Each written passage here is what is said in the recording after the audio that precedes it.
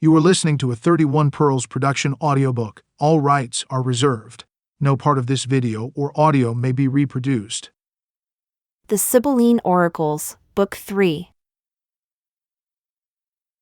O thou high thundering, blessed heavenly one, who hast set in their place the cherubim, I, who have uttered what is all too true, entreat thee, let me have a little rest. For my heart has grown weary from within. But why again leaps my heart, and my soul, with a whip smitten from within, constrained to utter forth its message unto all? But yet again will I proclaim all things, which God commands me to proclaim, to men. O men, that in your image have a form fashioned of God, why do ye vainly stray and walk not in the straight way, always mindful of the immortal Maker?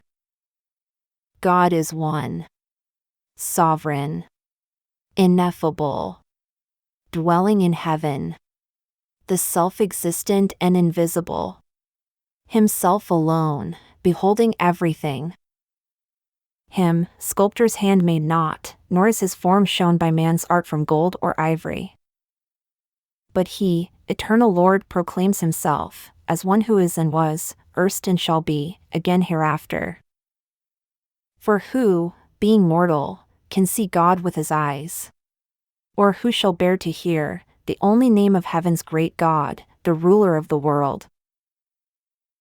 He by his word created all things, even heaven and sea, and tireless sun, and full moon and bright stars, and mighty mother Tethys, springs and rivers, imperishable fire, and days and nights.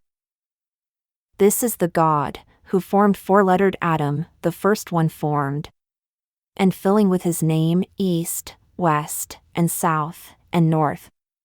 The same is he who fixed the pattern of the human form, and made wild beasts, and creeping things, and fowls.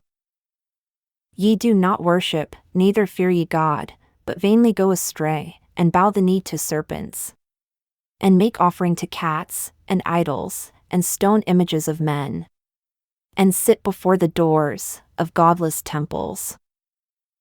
Ye guard him who is God, who keeps all things, and marry with the wickedness of stones, forget the judgment of the immortal Savior, who made the heaven and earth.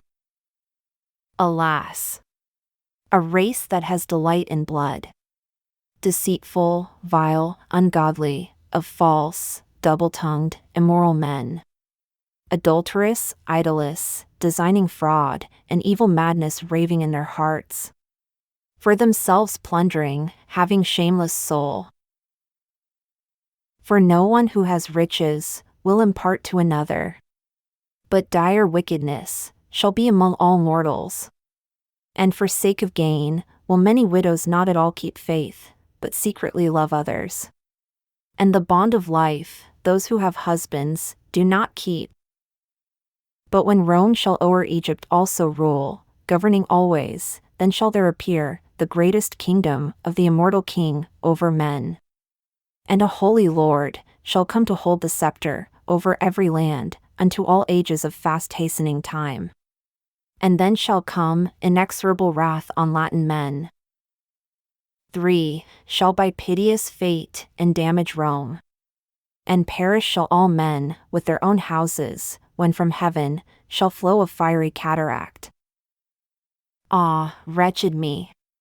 When shall that day, and when shall judgment come of the immortal God, the mighty King?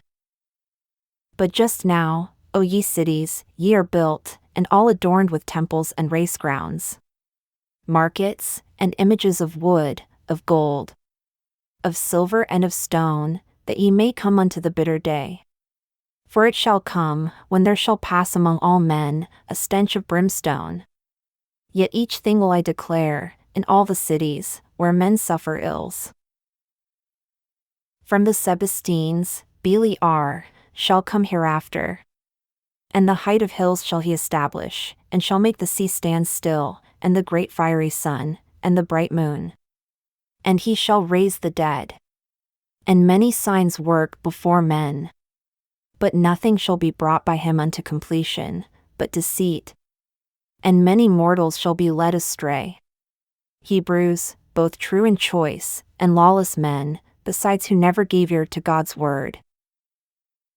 But when the threatenings of the mighty God shall draw near, and a flaming power shall come, by billow to the earth, it shall consume both Beliar, and all the haughty men, who put their trust in him. And thereupon shall the whole world be governed by the hands of a woman, and obedient everywhere. Then, when a widow shall o'er all the world gain the rule, and cast in the mighty sea, both gold and silver, also brass and iron, of short-lived men into the deep shall cast. Then all the elements shall be bereft of order, when the God, who dwells on high, shall roll the heaven, even as a scroll is rolled. And to the mighty earth and sea shall fall the entire multiform sky. And there shall flow a tireless cataract of raging fire. And it shall burn the land, and burn the sea, and heavenly sky, and night, and day. And melt creation itself together, and pick out what is pure. No more laughing spheres of light, nor night, nor dawn, nor many days of care. Nor spring, nor winter, nor the summertime, nor autumn.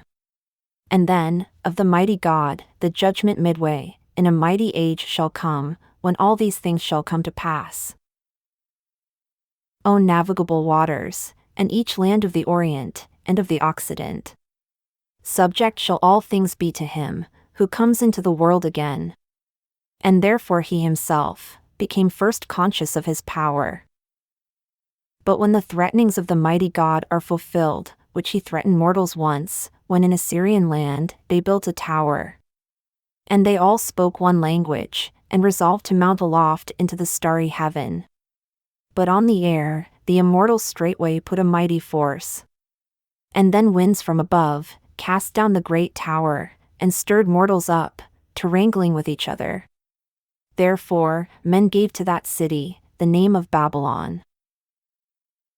Now when the tower fell, and the tongues of men turned to all sorts of sounds, straightway all earth was filled with men, and kingdoms were divided. And then the generation 10th appeared, of mortal men, from the time when the flood came upon earlier men. And Kronos reigned, and Titan and Iapetus. And men called them best offspring of Gaia, and of Uranus, giving to them names both of earth and heaven, since they were very first of mortal men.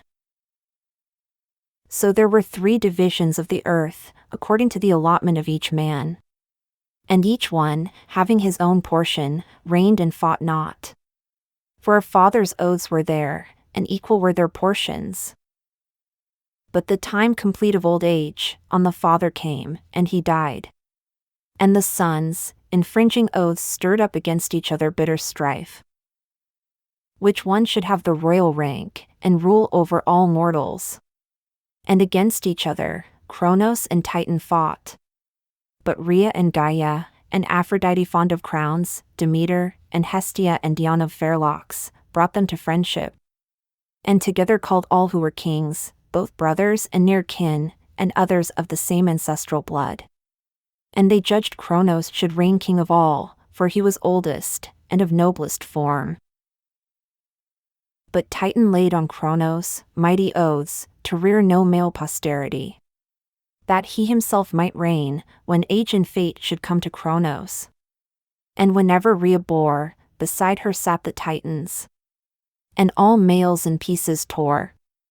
But let the females live, to be reared by the mother.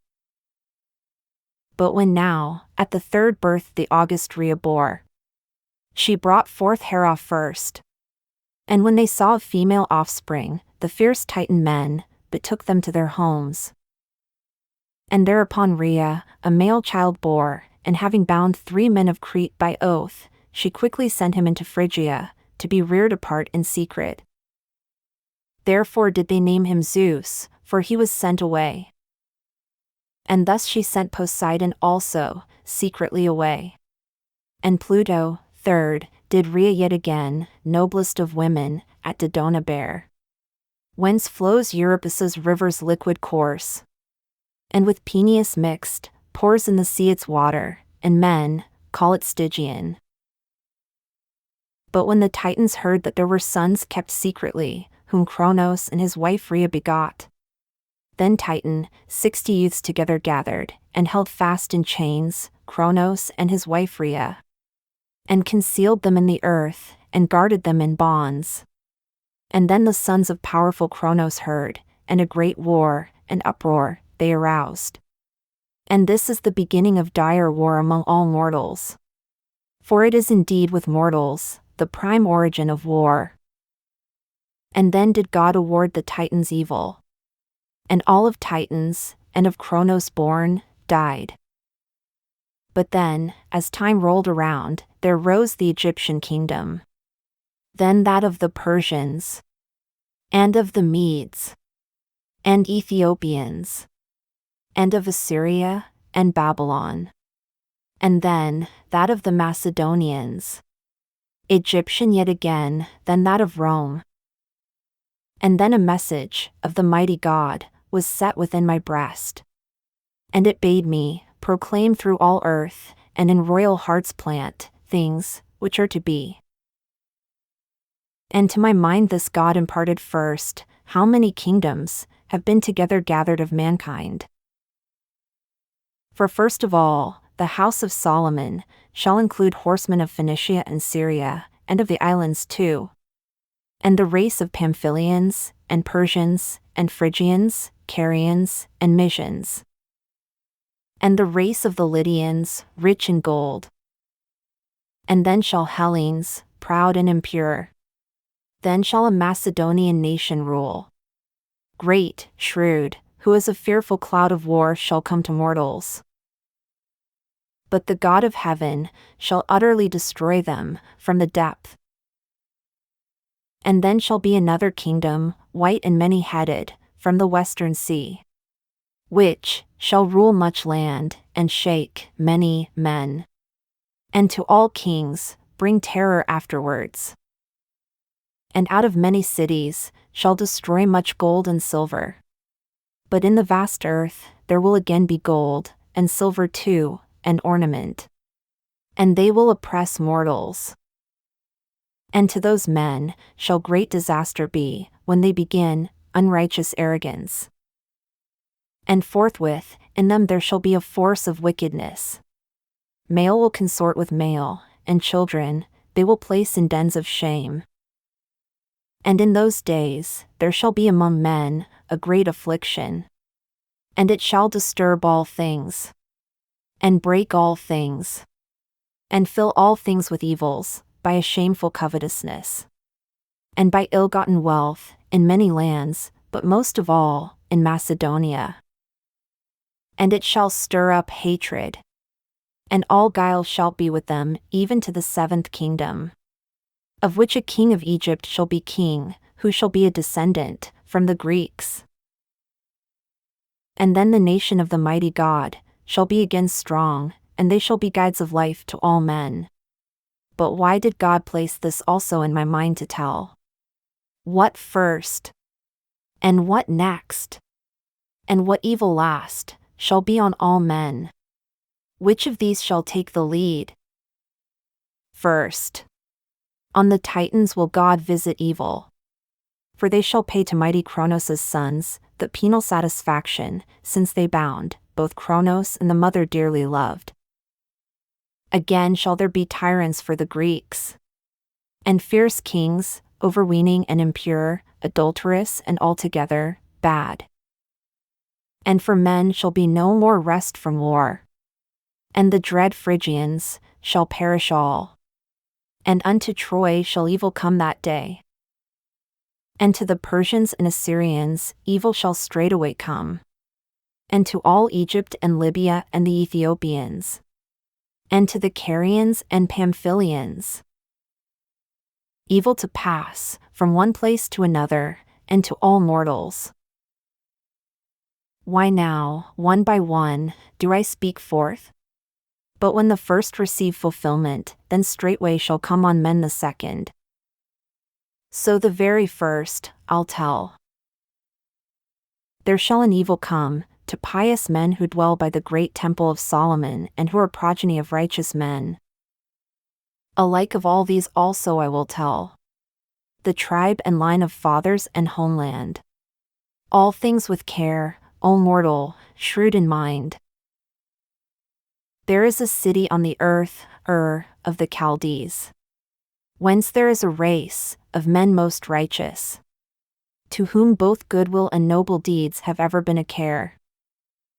For they have no concern about the course of the sun's revolution, nor the moon's, nor wondrous things beneath the earth, nor depth of joy imparting sea Oceanus, nor signs of sneezing, nor the wings of birds, nor soothsayers, nor wizards, nor enchanters, nor tricks of dull words, of ventriloquists. Neither do they astrologize with skill of the Chaldeans, nor astronomize. Oh, for these are all deceptive, in so far as foolish men go seeking day by day, training their souls unto no useful work. And then did they teach miserable men deceptions, whence to mortals on the earth come many evils, leading them astray from good ways and just deeds. But they have care for righteousness and virtue, and not greed, which breeds unnumbered ills to mortal men, war and unending famine. But with them just measure, both in fields and cities, holds. Nor steal they from each other in the night, nor drive off herds of cattle, sheep, and goats, nor neighbor remove landmarks of a neighbor, nor any man of great wealth grieve the one less favored, nor to widows cause distress, but rather aids them, ever helping them with wheat and wine and oil. And always does the rich man in the country send a share at the time of the harvests unto them that have not, but are needy, thus fulfilling the saying of the mighty God. A hymn in legal setting. For the heavenly one finished the earth, a common good for all. Now when the people of 12 tribes depart from Egypt, and with leaders sent of God, nightly pursue their way by a pillar of fire, and during all the day, by one of cloud. For them then God a leader will appoint, a great man, Moses, whom a princess found beside a marsh, and carried off and reared, and called her him, son. And at the time he came, as leader for the people whom God led from Egypt, unto the still Sinai Mount. His own law God delivered them from heaven, writing on 2 flat stones, all righteous things, which he enjoined to do. And if, perchance, one give no heed, he must unto the law make satisfaction either at men's hands, or, if men's notice he escape, he shall by ample satisfaction be destroyed. For the heavenly finished earth a common good for all, and in all hearts as best gift thought. To them alone the bounteous field yields fruit 100-fold from one, and thus completes God's measure. But to them shall also come misfortune, nor do they escape from plague. And even thou, forsaking thy fair shrine, shalt flee away, when it becomes thy lot to leave the Holy Land. And thou shalt be carried to the Assyrians, and shalt see young children and wives serving hostile men. And every means of life and wealth shall perish, and every land shall be filled up with thee, and every sea, and everyone shall be offended with thy customs, and thy land shall all be desert, and the altar fenced, and temple of the great God, and long walls, shall all fall to the ground. Since in thy heart the holy law of the immortal God thou didst not keep, but, erring, thou didst serve unseemly images, and didst not fear the immortal Father, God of all mankind, nor will to honor him. But images of mortals thou didst honor, therefore now, of time 7 decades, shall thy fruitful land, and the wonders of thy temple, all be waste. But there remains for thee a goodly end, and greatest glory, as the immortal God granted thee. But do thou wait and confide in the great God's pure laws, when he shall lift thy weary knee upright unto the light. And then will God from heaven send a king to judge each man in blood and light of fire. There is a royal tribe, the race of which shall be unfailing. And as times revolve, this race shall bear rule and begin to build God's temple new. And all the Persian kings shall aid with bronze and gold and well-wrought iron. For God himself will give the holy dream by night. And then the temple shall again be as it was before. Now when my soul had rest from inspired song, and I prayed the great Father for a rest from constraint, even in my heart again was set a message of the mighty God. And he bade me proclaim through all the earth, and plant in royal minds things yet to be. And in my mind God put this first to say, how many lamentable sufferings the immortal purposed upon Babylon, because she, his great temple, had destroyed. Alas, alas for thee, O Babylon, and for the offspring of the Assyrian men. Through all the earth, the rush of sinful men shall sometime come, and shout of mortal men, and stroke of the great God, who inspires songs, shall ruin every land. For high in air to thee, O Babylon, shall it come from above, and out of heaven, from holy ones, to thee shall it come down. And the soul and thy children shall the Eternal utterly destroy. And then shalt thou be, as thou wast before, as one not born. And then shalt thou be filled again with blood, as thou thyself before didst shed that of good, just, and holy men, whose blood yet cries out to the lofty heaven. To thee, O Egypt, shall a great blow come, and dreadful, to thy homes, which thou didst hope might never fall on thee. For through thy midst a sword shall pass, and scattering and death and famine shall prevail until of kings, the 7th generation, and then cease. Alas for thee, O land of Gog and Magog, in the midst of the rivers of Ethiopia! What pouring out of blood shalt thou receive, and house of judgment among men be called, and thy land of much dew shall drink black blood. Alas for thee, O Libya, and alas, both sea and land! O daughters of the west, so shall ye come unto a bitter day. And ye shall come, pursued by grievous strife, dreadful and grievous. There shall be again a dreadful judgment, and ye all shall come, by force, unto destruction. For ye tore in pieces the great house of the immortal, and with iron teeth ye chewed it dreadfully. Therefore shalt thou then look upon thy land, full of the dead, some of them fallen by war, and by the demon of all violence, famine and plague, and some by barbarous foes. And all thy land shall be a wilderness, and desolations shall thy cities be. And in the west there shall a star shine forth, which they will call a comet, sign to men of the sword, and of famine and of death, and murder of great leaders, and chief men. And yet again there shall be among men greatest signs. For deep eddying Tanais shall leave Meotis's lake, and there shall be down the deep stream of fruitful furrows track, and the vast flow shall hold a neck of land. And there are hollow chasms, and yawning pits. And many cities, men and all, shall fall. In Asia, Iasus, Cebron, Pandonia, Colophon, Ephesus, Nicaea, Antioch, Syagra, Sinope, Smyrna, Marina, most happy Gaza, Hierapolis, Astapalea.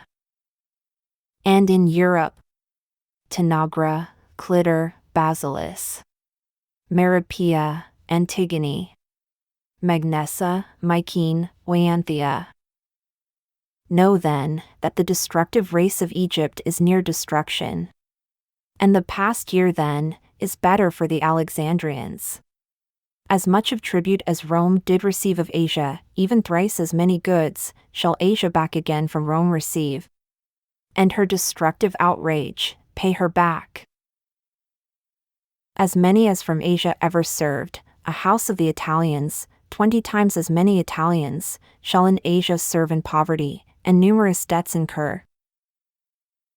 O Virgin, soft rich child of Latin Rome!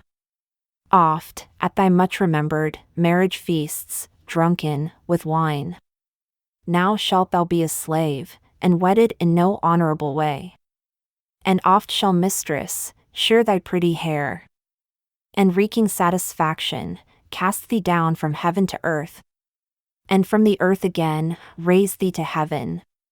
For mortals of low rank and of unrighteous life are held fast bound.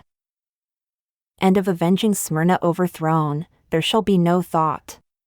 But by evil plans and wickedness, of them that have command, shall Samos be sand. Delos shall be dull, and Rome a room. But the decrees of God, shall all of them, be perfectly fulfilled. And a calm peace, to Asian land shall go. And Europe, shall be happy then, well fed. Pure air, full of years, strong and undisturbed by wintry storms and hail, bearing all things, even birds and creeping things, and beasts of earth. O happy upon earth shall that man be or woman! What a home unspeakable of happy ones! For from the starry heaven shall all good order come upon mankind, and justice, and the prudent unity, which of all things is excellent for men, and kindness, confidence, and love of guests. But far from them shall lawlessness depart, blame, envy, wrath, and folly. Poverty shall flee away from men, and force shall flee, and murder, baneful strifes, and bitter feuds, and theft, and every evil in those days.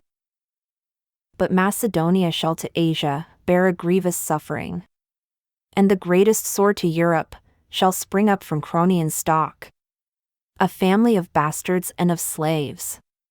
And she shall tame fenced city Babylon. And of each land the sun looks down upon, call herself mistress, and then come to naught by ruinous misfortunes, having fame in later generations distant far. And sometime into Asia's prosperous land shall come a man unheard of, shoulder-clad with purple robe, fierce, unjust, fiery. And this man, he who wields the thunderbolt, roused forwards. And all Asia shall sustain an evil yoke, and her soil wet with rain shall drink much murder. But even so shall Hades destroy the unknown king, and that man's offspring shall forthwith perish by the race of those whose offspring he himself would fain destroy, producing one root, which the bane of men shall cut from 10 horns, and plant by their side another plant. A father purple-clad shall cut a warlike father off, and Ares, baneful and hostile, by a grandson's hand, shall himself perish. And then shall the horn, planted beside them forthwith, bear the rule.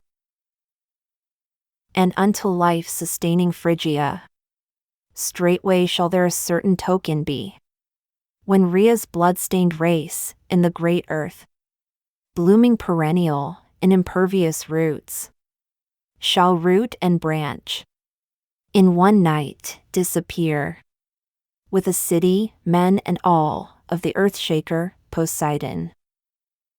Which place they shall sometime call Doralium, of dark, ancient Phrygia, much bewailed.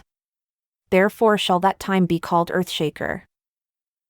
Dens of earth shall he break up, and walls demolish. And not signs of good, but a beginning of evil shall be made. The baneful violence of general war ye'll have, sons of Aeneas. Date of blood, of Ilus from the soil. But afterwards, a spoil shalt thou become, for greedy men. O Ilium! I pity thee. For there shall bloom in Sparta an Erinyes, very fair, ever famed, noblest scion, and shall leave, on Asia and Europe, a wide-spreading wave.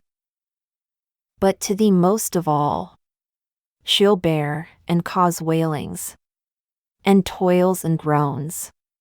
But there shall be undying fame, with those who are to come. And there shall be an aged mortal then, false writer, and of doubtful native land. And in his eyes the light shall fade away. Large mind, and verses measured with great skill shall he have, and be blended with two names. Shall call himself a Chian, and shall write of Ilium, not truthfully indeed, but skillfully. For of my verse and meters he will be master. For he first, my books, will open with his hands. But he himself will much embellish helmed chiefs of war. Hector of Priam and with one accord shall Hades hold in charge, and the others, who have care for warlike deeds. And also by their side will he make gods stand empty-headed men, false writing every way. And it shall be glory the rather, widely spread, for them to die at Ilium. But he himself shall also works of recompense receive. Also to Lycia shall a Locrian race cause many evils. And thee, Chalcedon, holding by lot a strait of narrow sea, shall an Aetolian youth sometime despoil. Cyzicus, also thy vast wealth, the sea shall break off. And, Byzantium of Ares, thou sometime shalt by Asia be laid waste. And also groans and blood immeasurable shalt thou receive. And Cragus, lofty mount of Lycia, from thy peaks, by yawning chasms of opened rock, shall babbling water flow, until even Patera's oracles shall cease. O Cyzicus, that dwellest by Propontis the wine-producing, round thee, Rhindicus, shall crash the crested billow. And thou, Rhodes, daughter of day, shalt long be unenslaved. And great shall be thy happiness hereafter. And on the sea, thy power shall be supreme. But afterwards, a spoil shalt thou become, for greedy men. And put upon thy neck, by beauty and by wealth, a fearful yoke. A Lydian earthquake shall again despoil the power of Persia. And most horribly shall the people of Europe and Asia suffer pain. And Sidon's hurtful king, with battle din, dreadful, shall work a mournful overthrow to the seafaring Samians. On the soil shall slain men's dark blood babble to the sea. And wives together with the noble brides shall their outrageous insolence lament. Some for their bridegrooms, some for fallen sons. O sign of Cyprus, may an earthquake waste thy phalanxes away. And many souls. And Tralles near by Ephesus, and walls well made. And very precious wealth of men shall be dissolved by earthquake. And the land shall burst out with hot water. And the earth shall swallow down those who are by the fire, and stench of brimstone heavily oppressed. And Samos shall, in time, build royal houses. But to thee, Italy, no foreign war shall come, but lamentable tribal blood, not easily exhausted, much renowned, shall make thee, impudent one, desolate.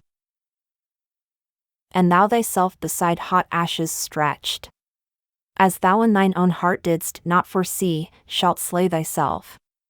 And thou shalt not of men be mother, but a nurse of beasts of prey.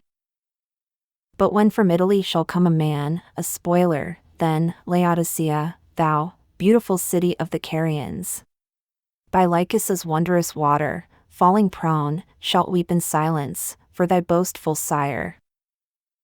Thracian Crobizzi shall rise up on Hemus. Chatter of teeth to the Campanians comes, because of wasting famine. Corsica weeps her old father. And Sardinia shall by great storms of winter, and the strokes of a holy god, sink down in ocean depths. Great wonder to the depths of the sea. Alas, alas, how many virgin maids will Hades wed? And of as many youths will the deep take without funeral rites? Alas, alas, the helpless little ones, and the vast riches swimming in the sea. O happy land of missions, suddenly, a royal race shall be formed. Truly now, not for a long time shall Chalcedon be. And there shall be a very bitter grief to the Galatians. And to Tenedos shall there a last, but greatest, evil come. And Sicyon, with strong yells. And Corinth, thou shalt boast o'er all. But flute shall sound like strain. Now, when my soul had rest from inspired song, even again within my heart was set a message of the mighty God. And he commanded me to prophesy on earth. Woe, woe to the race of Phoenician men and women, and all cities by the sea. Not one of you shall in the common light abide before the shining of the sun. Nor of life shall there any longer be number and tribe, because of unjust speech and lawless life impure, which they lived, opening a mouth impure, and fearful words, deceitful and unrighteous forth, and stood against the God, the King, and opened loathsome mouth deceitfully. Therefore may he subdue them terribly, by strokes o'er all the earth. And bitter fate shall God send on them, burning from the ground. Cities, and of the cities, the foundations. Woe, woe to thee, O Crete! To thee shall come a very painful stroke. And terribly shall the Eternal sack thee. And again shall every land behold be black with smoke. Fire ne'er shall leave thee, but thou shalt be burned. Woe, woe to thee, O Thrace! So shalt thou come beneath a servile yoke, when the Galatians, united with the sons of Dardanus, rush on to ravage Hellas. Thine shall be the evil. And unto a foreign land much shalt thou give. Not anything receive. Woe to thee, Gog and Magog! And to all, one after another, Mardians and Daeans. How many evils fate shall bring on thee! Woe also to the soil of Lycia, and those of Mysia and Phrygia, and many nations of Pamphylians, and Lydians, Carians, Cappadocians, and Ethiopian and Arabian men of a strange tongue shall fall. How now may I of each speak fitly? For on all the nations, which dwell on earth, the highest shall send dire plague. When now again a barbarous nation comes against the Greeks, it shall slay many heads of chosen men. And they shall tear in pieces many fat flocks of sheep of men, and herds of horses, and of mules and lowing kine. And well-made houses shall they burn with fire lawlessly. And unto a foreign land shall they by force lead many slaves away. And children, and deep-girded women, soft from bridal chambers, creeping on before with delicate feet. And they shall be bound fast with fetters, by their foes of foreign tongue, suffering all fearful outrage. And to them there shall not be one to supply the toil of battle, and come to their help in life. And they shall see their goods, and all their wealth, enrich the enemy. And there shall be a trembling of the knees. And there shall fly 100, and one shall destroy them all. And 5 shall rout a mighty company. But they, among themselves mixed shamefully, shall by war and dire tumult bring delight to enemies, but sorrow to the Greeks. And then upon all Hellas there shall be a servile yoke. And war and pestilence, together, shall upon all mortals come. And God will make the mighty heaven on high like brass, and over all the earth a drought, and earth itself like iron. And thereupon shall mortals all lament the barrenness and lack of cultivation. And on earth shall he set, who created heaven and earth, a much distressing fire. And of all men, the third part only shall thereafter be. O Greece, why hast thou trusted mortal men as leaders, who cannot escape from death? And wherefore bringest thou thy foolish gifts unto the dead, and sacrificed to idols? Who put the error in thy heart to do these things, and leave the face of God the Mighty? Honor the All-Father's name, and let it not escape thee.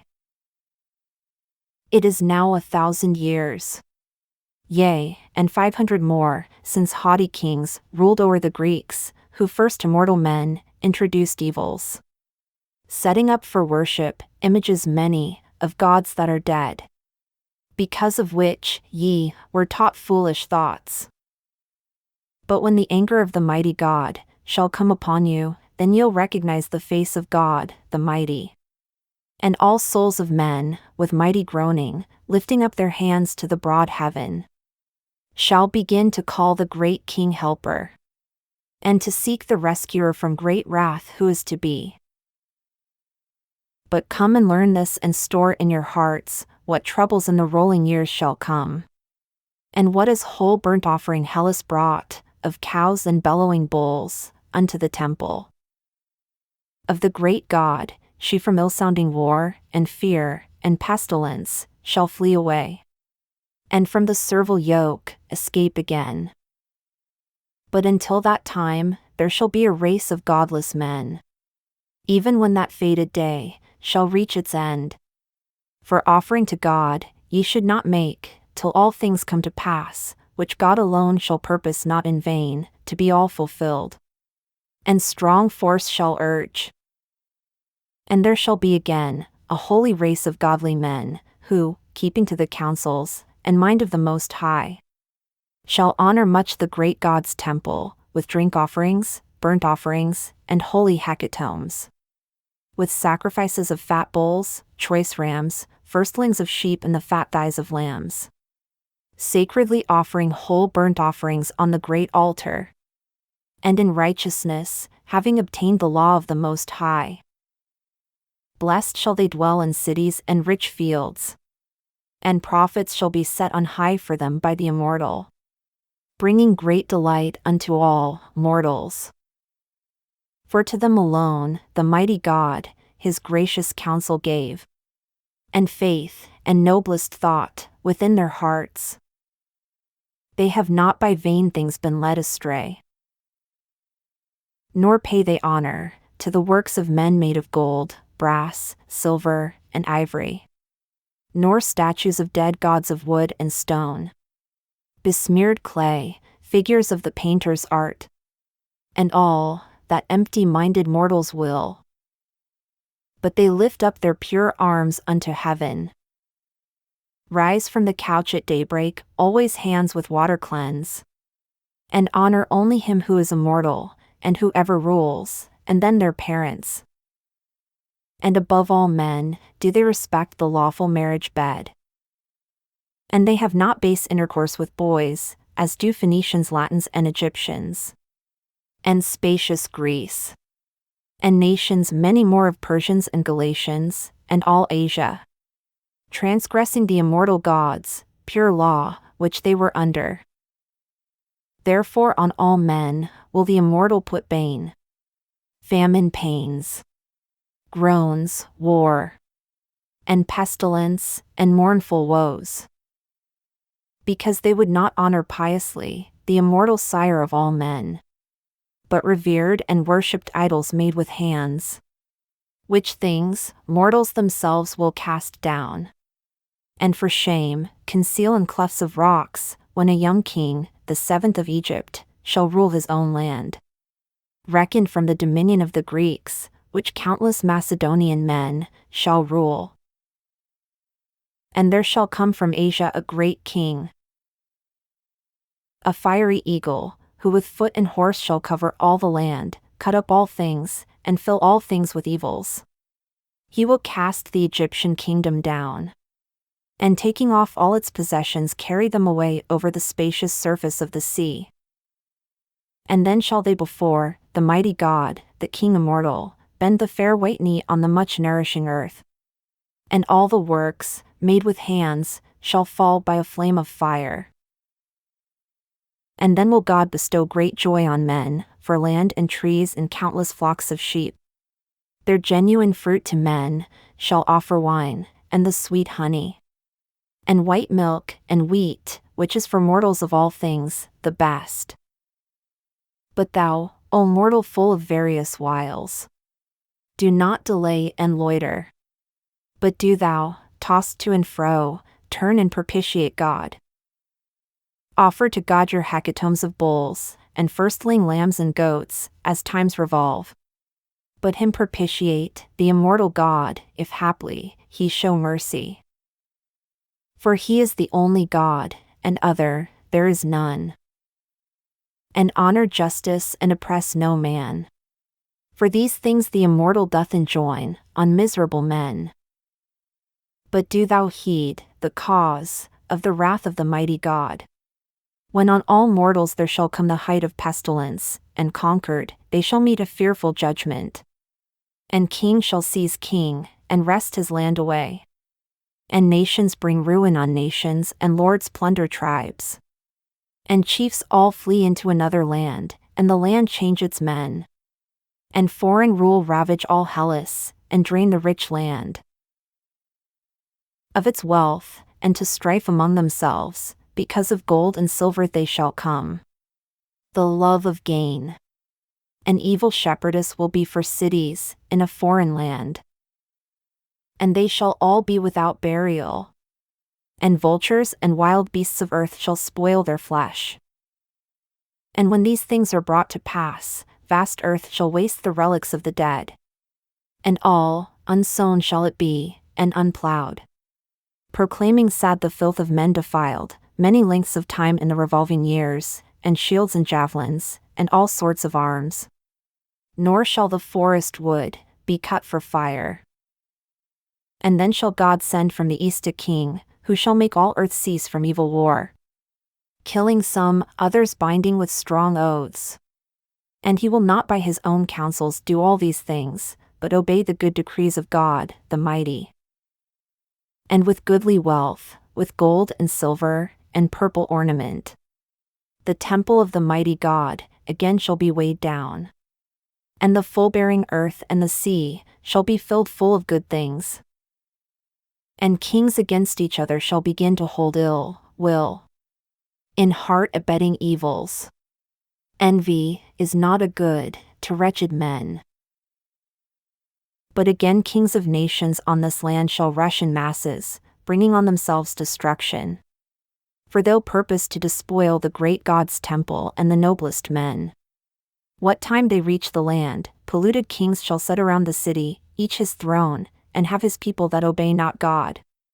And then shall God speak with a mighty voice, to all rude people of an empty mind. And judgment from the mighty God shall come upon them. And they all shall be destroyed by his immortal arm.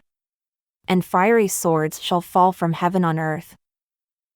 And great bright lights shall come down flaming in the midst of men.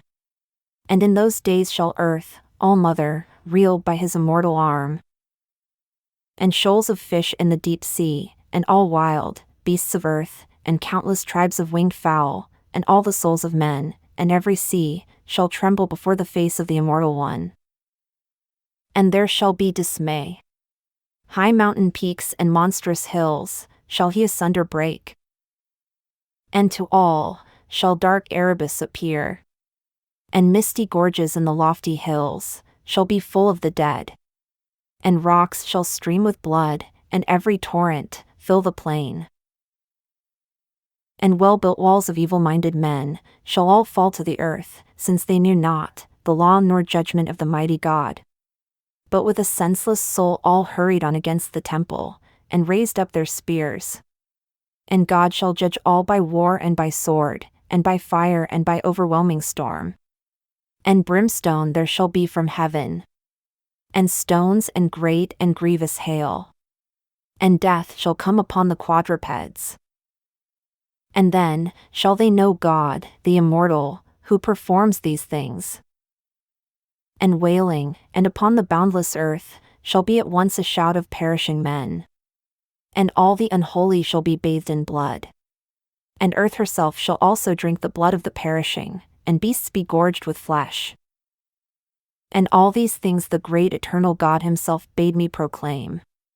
And that shall not be unaccomplished, or be unfulfilled, whatever only in my heart he put. For truthful is God's Spirit in the world. But children of the mighty God shall all again around the temple live in peace, rejoicing in those things which he shall give, who is Creator, righteous Judge and King. For he himself, great, present far and wide, shall be a shelter, as on all sides round a wall of flaming fire. And they shall be in cities and in country without war. For not the hand of evil war, but rather the immortal, shall himself be their defender, and the hand of the Holy One. And then shall all the islands and the cities tell how much the immortal God loves those men. For all things help them in conflict, and deliver them heaven, and divinely fashioned sun and moon. And in those days shall earth, all-mother, real, sweet words shall they send from their mouths in hymns. Come. Falling on the earth let us all pray, the immortal King, and great eternal God. To the temple let us in procession go, since he alone is Lord. And let us all meditate on the law of God Most High, which is most righteous of all laws on earth. And from the path of the immortal, we have wandered. And with senseless soul we honor works made by hand, and wooden images of dead men. These things, souls of faithful men shall cry out. Come, having, at the house of God, fallen on our faces, let us with our hymns make joy to God the Father at our homes. Supplied through all our land, with arms of foes, 7 lengths of time in the revolving years. Even shields, and helmets, and all sorts of arms. And a great store of bows and arrows barbed. For forest wood shall not be cut for. But, wretched Hellas, stop thy arrogance, and be wise. And entreat the immortal one magnanimous. And be upon thy guard. Send now against this city yet again, the people inconsiderate, who are come out of the holy land of the Mighty One. Do not move Camarina, for 'tis better, she be unmoved. A leopard from the lair, do thou not, let an evil meet with thee. But keep off. Do not hold within thy breast an arrogant and overbearing soul, ready for mighty contest. And serve God the Mighty, that thou mayest share those things. And when that fated day shall reach its end, and judgment of the immortal God shall come to mortals, judgment great and power shall come upon men. For all Mother Earth shall yield to mortals, best fruit boundless. Wheat, wine, oil. Also from heaven, a delightful drink of honey, and trees shall give their fruit. And fatted sheep, and cattle, there shall be, young lambs and kids of goats. Earth shall break forth with sweet springs of white milk. And of good things the cities shall be full, and fat the fields. Nor sword nor uproar shall be on the earth. No more shall earth groan heavily and quake. Nor shall war longer be on earth. Nor drought nor famine, nor the fruit-destroying hail. But great peace shall be upon all the earth, and king to king be friend until the end of the age.